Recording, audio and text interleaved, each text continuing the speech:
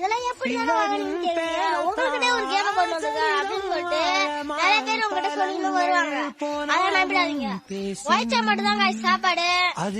கேம கண்டுபிடிச்ச காரம் மூலகாரம் காய்ச்சி. ஆனா அவன் காசு நம்மளுக்கு கொடுக்க மாட்டான். நம்மளுக்கிட்ட இருந்தா அவன் எடுக்க பார்ப்பான். அதனால கொஞ்சம் ஜாக்கிரதையா இருங்க. இந்த மாதிரி ரம்மிலாம் வீட்டுலாம் போவாதீங்க.